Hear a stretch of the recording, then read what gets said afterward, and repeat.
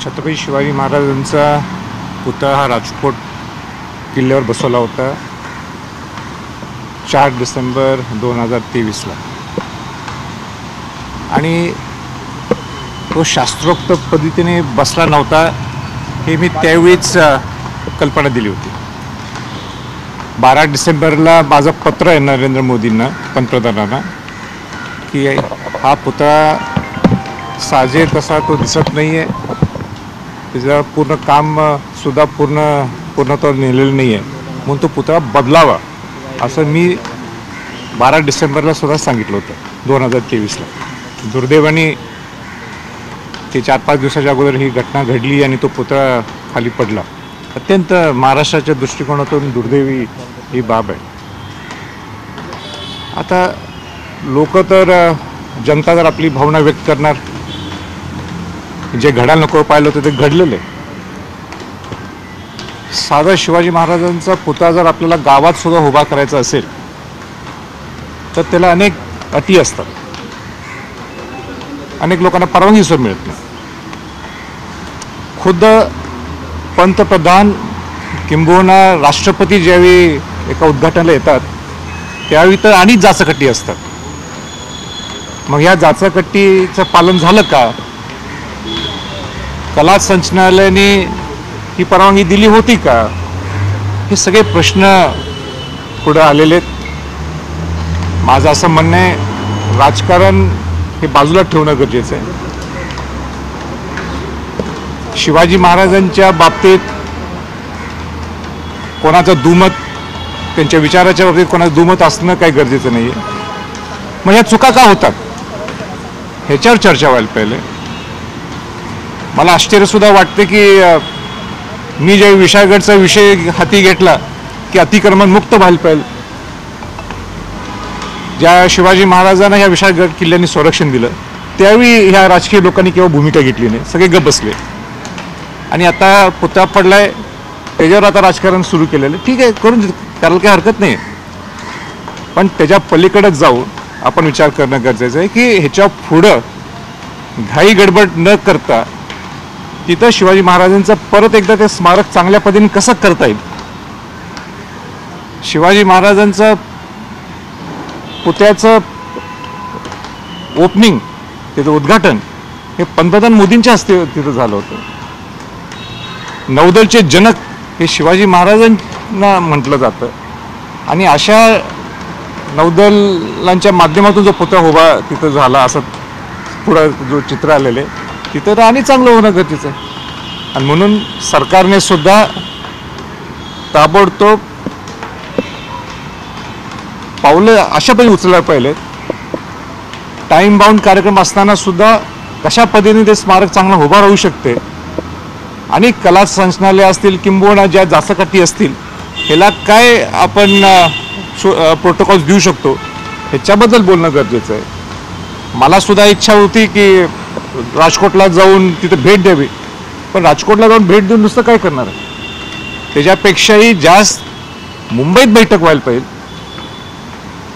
सरकारने त्या संबंधित अधिकारी असतील, कला संस्थांचे लोक असतील त्यांना बोलवायला पाहिजे आणि आपण ह्याच्या पुढे कसं जाऊ शकतो ह्याच्यावरती दिशा ठरवायला पाहिजे। नाही तर परत निवडणूक समोर आहेत, निवडणुकीच्या अगोदर काही ते करून मोकळं व्हायचं, अशी परत घोड चूक त्यांनी सुद्धा करू नये अशी माझी सरकारला आणि सगळ्यांना माझी सूचना आहे। या ठिकाणी भावना तीव्र आहेत, कारवाई होणं अपेक्षित आहे, कोणावर कारवाई व्हायला पाहिजे?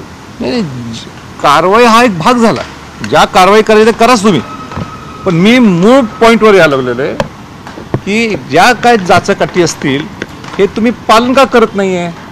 आज पुतळा उभा करायचा असेल तर त्याला अनेक त्याचे पॅरामीटर्स आहेत, हे पॅरामीटर्स आपण का पाळत नाही आहे ह्याच्यावर चर्चा व्हायला पाहिजे। ही चर्चा होत नाही आहे।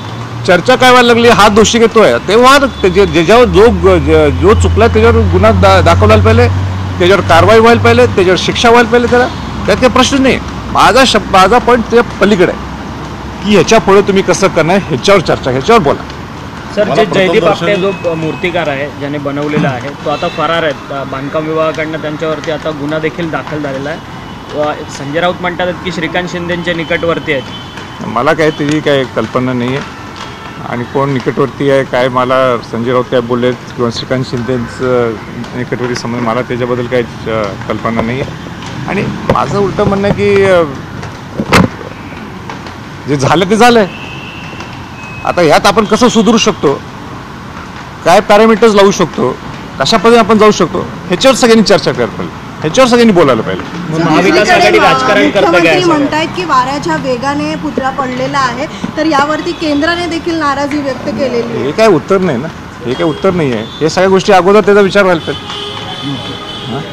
परंतु मालवणमध्ये इतर कुठेही अशा पद्धतीने नुकसान होत नाही. फक्त 45 किलोमीटर प्रतिताशी वेगाने येणाऱ्या वाऱ्यामुळे छत्रपती शिवाजी महाराजांचाच पुतळा जो आहे तो पडतो.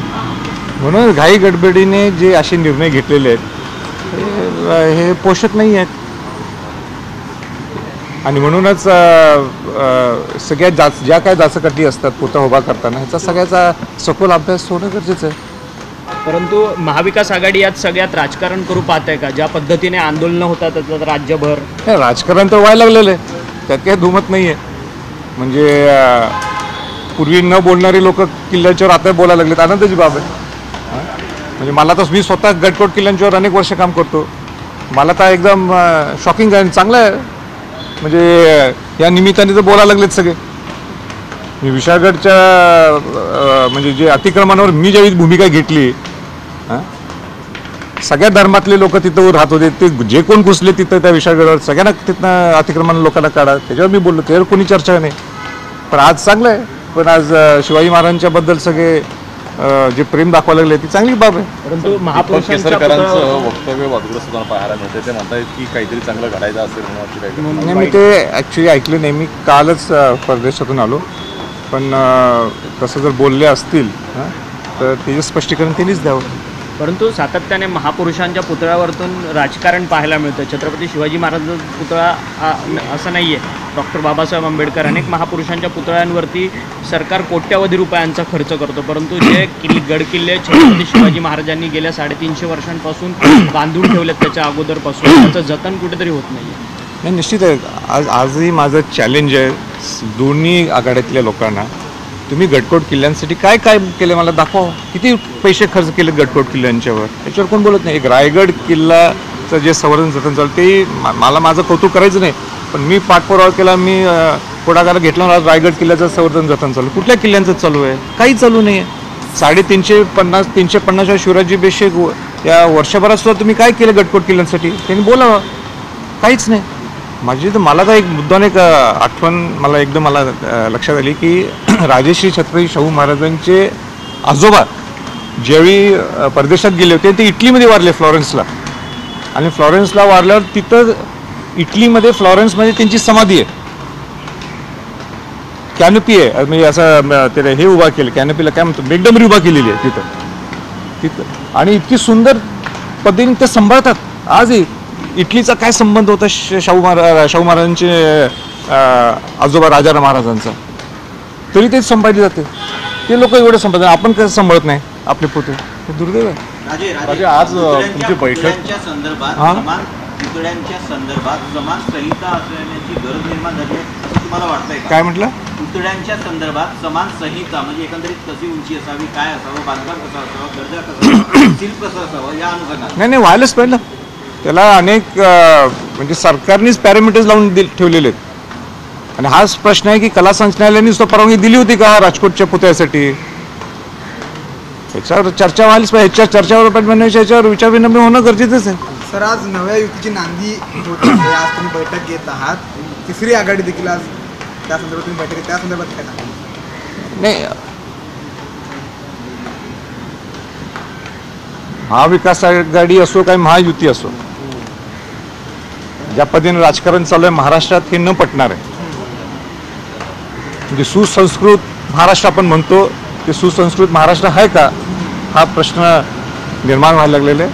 म्हणून आमच्यासारखे अनेक लोक, अनेक पक्षातले लोक, उदाहरण बच्चू कडू असतील, परखड व्यक्तिमत्व आहे, आम्ही सगळे एकत्र यायला लागलो, चर्चा करायला लागलेलो आहे, ज्याच्यातून एक महाराष्ट्राला एक सुसंस्कृत महाराष्ट्र घडवण्यासाठी आमचा हा प्रामाणिक प्रयत्न आहे. आघाडी तिसरी आघाडी आहे किंवा आणि काही वेगळे शब्द अजून तो काही ठरलेला नाही. पण सुरुवात तर निश्चित झालेली आहे, चर्चा सुरू झालेली आहे. आज आमची प्रहारचे प्रमुख आमदार बच्चू कडू आणि अनेक छोट्या मोठ्या पक्षांची चर्चा आहे. राजरत्न आंबेडकर सुद्धा यांची आमचं बोलणं चालू आहे. परवा मनोज जरांगेंची सुद्धा मी भेट घेतली, तिथं सुद्धा सकारात्मक चर्चा झालेली आहे.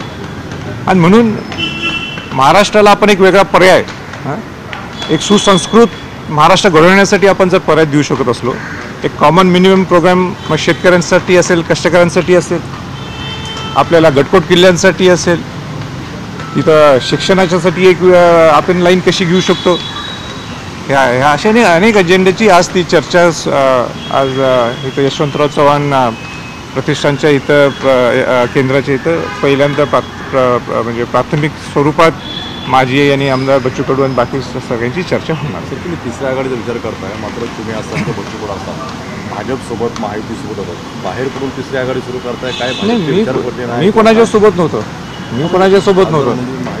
नाही, मी तर मी कोणाच्या बरोबर सोबत नव्हतो. मी नुसतं रायगड प्राधिकरणचा अध्यक्ष आहे, पण त्याच्यात मी केव्हा राजकारण आणत नाही. त्या नात्याने माझं काम चालू आहे. मला जर काही जी गोष्ट कुठे पटत नाही मी ते परखडपणाने बोलतो. तिसरी आघाडी आगामी विधानसभा निवडणुकीमध्ये महाराष्ट्राला दिसेल निवडणुका, त्याच्यासाठी तिसरी आघाडी हा शब्द मला माहीत नाही, पण राजकारणात तर आम्ही स्वतंत्र एक वेगळं अस्तित्व ठेवूनच जाणार आहोत. त्यामध्ये आमदार बच्चू कडू असतील आणि बरेच अनेक लोक आहेत ज्यांची सगळ्यांची चर्चा चालू आहे आणि सकारात्मक दृष्टिकोनातून सगळ्या चर्चा चालू आहेत. जायचं तर हे निश्चित आहे विधानसभेत. पण सर, तिसरी आघाडी म्हणून प्रकाश आंबेडकरांनी सुद्धा अनेकदा प्रयत्न केला गेला होता. प्रकाश आंबेडकर जर सोबत आले तर तुम्ही आहात का सोबत गेला? सगळ्यांसाठी आमचे दारे खुलेत. इथं कोण मोठा कोण छोटा हा विषय नाही आहे, किंवा छत्रपती आहेत म्हणून हे सगळ्यात मोठे हा विषय नाही. सगळ्यांनी आपापल्या परीने कॉमन मिनिमम अजेंडा ठेवून आम्ही सगळे एकत्र याचं आमच्या हालचाली सुरू झालेल्या आहेत, जेणेकरून महाराष्ट्राला आपण एक वेगळी दिशा देऊ शकतो. एक सुसंस्कृत महाराष्ट्र घडवण्यासाठी आमचा प्रयत्न आहे. नाहीतर ह्या युतीतले लोक आघाडीच्या विरोधात बोलायचं, आघाडीचे लोक युतीतल्या लोकांच्यावर बोलायचं, हे सगळं चाललं. लोक कंटाळलेत. लोकांना एक वेगळा महाराष्ट्र बघायचं आहे. आत्तासुद्धा तुम्ही की म्हणजे वाईट परिस्थिती महाराष्ट्रात निर्माण झालेली ह्या 5-7 दिवसात. म्हणजे मी परदेशात कालच आलो, परदेशात सुद्धा अनेक लोकांनी मला विचारलं काय चाललं महाराष्ट्रात. मला उत्तर नव्हतं. काय चर्चा? वेदना आहेत आमच्यासारख्या लोकांना आता, आणि बाहेर जे राहतात त्यांना सुद्धा काही समजा नाही नेमकं काय चालू महाराष्ट्रात. कारण महाराष्ट्र आणि दुसऱ्या राज्यांची तुलना फार वेगळी आहे. म्हणजे हा शिवाजी महाराजांचा महाराष्ट्र आहे, हा संभाजी महाराजांचा महाराष्ट्र, हा ताराराणींचा महाराष्ट्र, हा शाहू फुले आंबेडकरांचा महाराष्ट्र आहे, हा महासंतांचा महाराष्ट्र आहे. आणि महाराष्ट्राची जी ओळख आहे ती ओळखच आपण जर पुसून टाकायला लागलो असेल तरी कोणाला परवडणार नाही. महायुती सर, निवडणुका तोंडावरती आहेत आणि सार्वजनिक बांधकाम विभागाची प्रकरणं समोर आलेली आहेत. मंत्र्यांच्या बंगल्यांवरती झालेल्या कामावरती आता लाखो करोड रुपयाची बिलं काढण्याची कामं सुरू झालेली आहेत. असं आलंय का? हो, टेंडर निघाले. चांगलं. हां, बच्चू आले आता ठीक आहे, आता घालतो ना सगळ्यात.